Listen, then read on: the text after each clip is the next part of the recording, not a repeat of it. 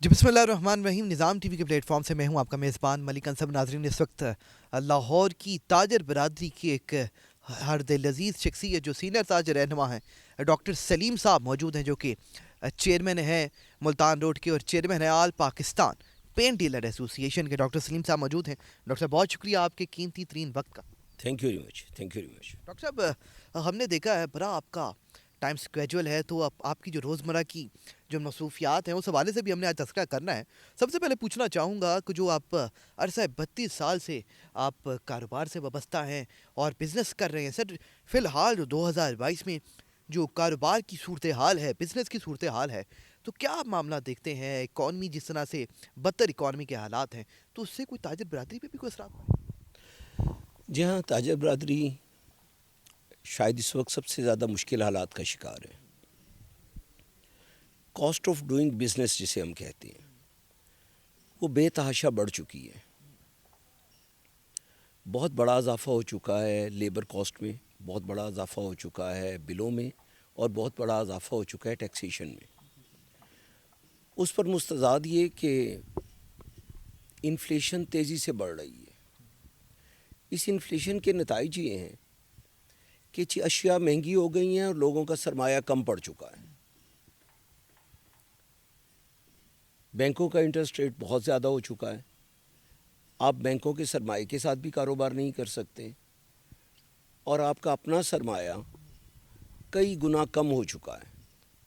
आपको वही कारोबार करने के लिए, चूँकि अशिया महंगी हो चुकी हैं, तो आपको उतनी ही अशिया अपनी दुकान, अपने स्टोर, अपने शोरूम में रखने के लिए उससे 4 गुना बड़ा सरमाया चाहिए। और उस सरमाए की कमी, और दूसरी तरफ कस्टमर की क़ुव्वत ख़रीद में कमी, ये दो ऐसे अनासर हैं जिन्होंने कारोबार पे बहुत मनफी असर डाला है। जी, अच्छा सर, कारोबारी मामलात को जो दरपेश मसाइल हैं आपने आगाह किया है। सर, हमने देखा है बड़ा आपका बिजी टाइम स्केड्यूल रहता है, तो सर एक सीनियर ताजर रहनुमा हैं, बिजनेस करते हैं, चेयरमैन आल पाकिस्तान पेट डिनर एसोसिएशन भी हैं, मुल्तान रोड के भी आप चेयरमैन हैं।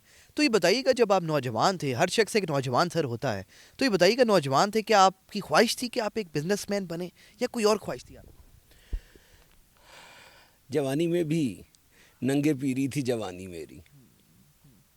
मैं तालीम के एतबार से एक डॉक्टर हूँ, और मेरी ख़ुसूसी महारत साइकियाट्री में है, नफ्सियाती और ज़हनी अमराज में। इसे आप हालात का जबर कहें कि मैं मेडिसिन के शोबे को छोड़ के कारोबार की तरफ आ गया। और जब किसी मुल्क में यूँ हो रहा होता है कि लोग मेडिसिन जैसी तालीम लेने के बाद CSS कर रहे होते हैं, कारोबार कर रहे होते हैं, तो आगही इस बात की मिलती है कि हमारे यहाँ लोग किसी भी शोबे में मुतमईन नहीं हैं। उम्दा प्रोफेशनल शोबों में भी लोगों को यहाँ वो हैसियत, वो वक़ार और वो माली हैसियत दस्तयाब नहीं है कि जिससे वो यकसू होकर अपने पेशे को लगन के साथ अपना सकें। यही वजह है कि लोग या तो अपनी तालीम के मुताबिक अपना हुनर और पेशा छोड़ देते हैं या बैरून मुल्क चले जाते हैं। मुझे भी बरसों पहले इस बात का एहसास हुआ कि सरकारी नौकरी एक इम्तहान की तरह है। तो बस जवानी के लाउबालीपन में ये फ़ैसला कर लिया कि नौकरी तरक की जाए और कहीं और किस्मत आजमाई जाए। तो इस तरह मैंने मेडिसिन का शोबा छोड़ के और सरकारी नौकरी छोड़ के कारोबार शुरू कर दिया। डॉक्टरी से और जो कारोबार तक का सफ़र था, डॉक्टर सलीम साहब ने वो बताया। डॉक्टर साहब, बड़ा आपका मैं इंटरव्यू के आगाज़ से कह रहा हूँ कि काफ़ी बिजी टाइम स्केड्यूल आपका रहता है। तो सर ये बताइएगा कि रोज़ाना की बुनियाद पे आप बिज़नेस पे अपना पूरा फोकस रखते हैं, अपने कारोबार पे मुकम्मल आप अपना ध्यान रखते हैं, तो कोई फारिग वक्त भी आपका निकलता है? और जब निकलता है तो उस फारिग वक्त को आप कहाँ स्पेंड करते हैं? जी, फ़ारिग वक्त हमेशा निकलता है। फ़ारिग वक्त की मेरी दो मसरूफ़ियात हैं, एक बच्चों के साथ खेलना और दूसरा किताबें पढ़ना। किताब पढ़ना मेरे लिए नशे की तरह है।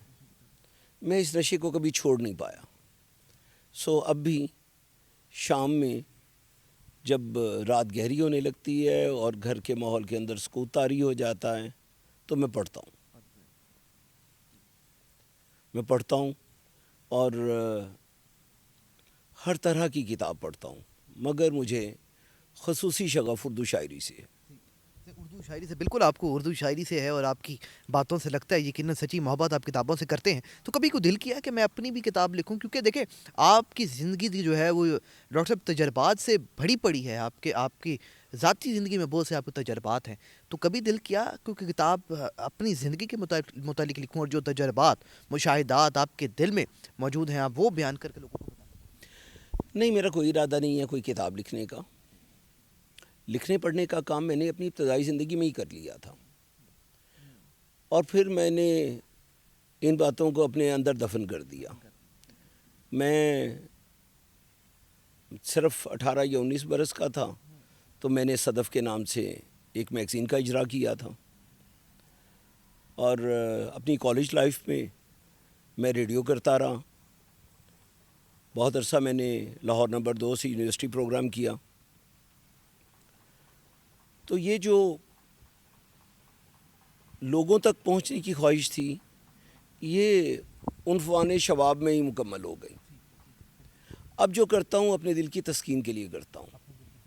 دیکھیں سر، آپ نے بزنس کیا، کاروبار کیا، تو وہاں بھی مقبولیت کے آپ نے جو ہے جھنڈے گارے، ملتان روڈ پہ آپ چیئرمین بھی بنے، لوگ آپ کو پہچانتے ہیں۔ سر اتنی اللہ تعالیٰ نے آپ کو عزت دی، آپ نے ڈاکٹری کے شعبے میں، اس کے بعد بزنس کیا، بزنس میں بھی اللہ نے آپ کی صلاحیتوں کو دیکھتے ہوئے آپ کو بھرپور جو ہے وہ عزت افزا کیا۔ تو سر کوئی دل میں ایک خواہش آپ کی باقی ہو کہ شاید یار یہ خواہش اگر میری پوری ہو جاتی ہے، اللہ پاک سے کوئی آپ کے دل میں کوئی ایسی خواہش موجود ہے اس وقت؟ جی، میرے دل میں ہزاروں خواہشیں ہیں، کسی ایک خواہش کا کیا تذکرہ ہے۔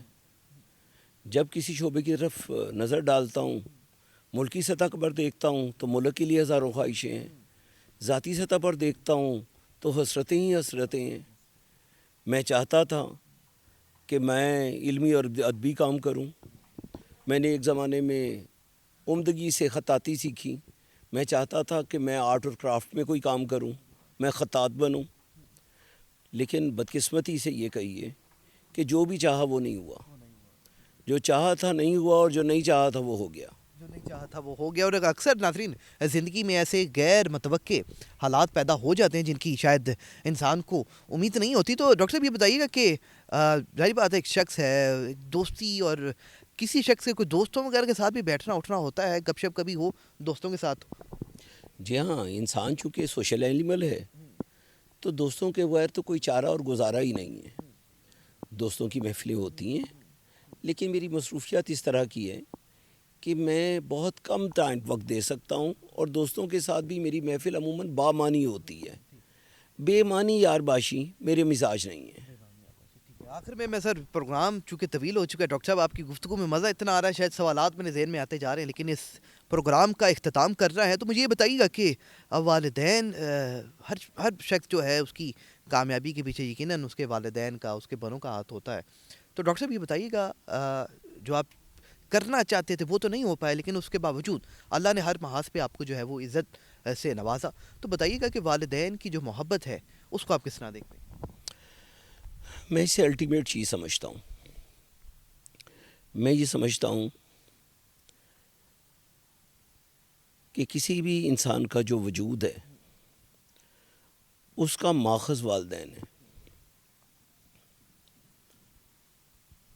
میں اپنی ذاتی سطح پر یہ محسوس کرتا ہوں کہ آج بھی میں ایک چھوٹا سا بچہ ہوں اور ماں کی گود کے لیے ہمک رہا ہوں۔ مجھے آج ان سفید بالوں کے ساتھ بھی یوں ہی لگتا ہے کہ میں ایک چھوٹا سا لڑکا ہوں اور باپ کی انگلی پکڑنے کے لیے تڑپ رہا ہوں۔ والدین الٹیمیٹ رشتہ ہے۔ ہر رشتہ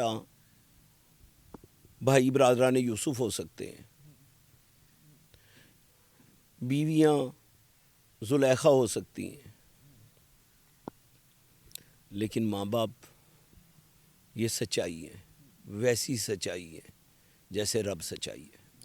بہت شکریہ ناظرین۔ ڈاکٹر سلیم صاحب ہمارے ساتھ موجود تھے، سینئر تاجر رہنما ہیں، لاہور کے چیئرمین ہیں، آل پاکستان پینٹ ڈیلر ایسوسی ایشن کے چیئرمین ہیں، ملتان روڈ کے آج اپنے قیمتی ترین وقت سے ناظرین ہمیں نوازا ہے، اور جتنی بھی ان کی زندگی کے واقعات ہیں ناظرین، ایک کامیاب شخص जो कहानियाँ हैं वो आप उनकी मुलाहिज़ा फरमाते हैं, ये वो कामयाब शख्स हैं जिन्होंने मेहनत की। डॉक्टरी के शोबे से पहले तो वाबस्ता थे, डॉक्टर बनना चाहते थे, लेकिन कुछ ऐसा महसूस किया कि शायद ये नौकरी करना इनके लिए नहीं बना, ये बिज़नेस करने अल्लाह ने इनका मेयार इस तरह से बनाया है।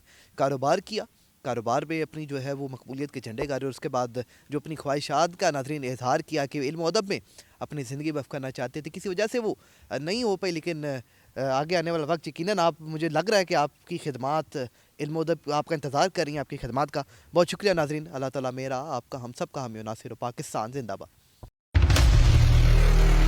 We have witnessed so much difficult times together. Whether it was COVID-19 or it was economic crisis or the recent floods. But Kingdom Valley has always tried to ease and comfort our dealers and clients. In addition to that, another big surprise is coming soon. Get ready. It is happening now.